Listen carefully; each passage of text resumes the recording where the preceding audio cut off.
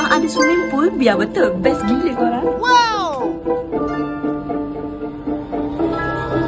Bukan senang-senang tau. Perlukan effort dan juga usaha. Kali pertama dapat kunci rumah ni, boleh tak gambarkan satu perkataan bila nampak rumah ni? Saya menangis. Menangis kegembiraan.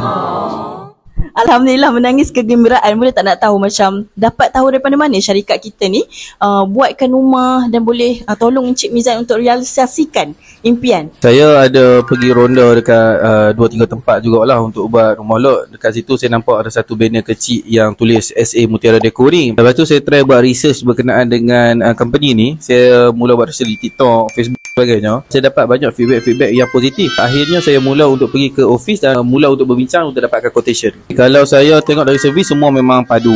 Sekiranya ada apa-apa masalah, saya akan terus refer dengan kontraktor dan kontraktor akan terus hantar tim-tim bantuan untuk datang dan baik boleh lah.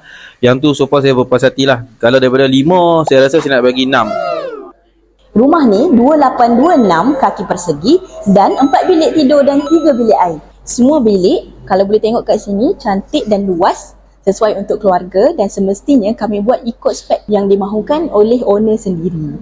Dan yang paling menarik, rumah ni ada kolam renang. Nampak tak? Inilah yang ramai mak-mak di Malaysia mahukan. Cantik kan? Ruangan dapur yang selesa ni boleh bagi perasaan bahagia pada isteri-isteri, terutamanya yang kat rumah tu yang asyik kena masak kan. Jadi bila dapat dapur macam ni, seronok memasak. SA Mutiara Deco merealisasikan kediaman impian anda. Jangan lupa like, komen dan follow.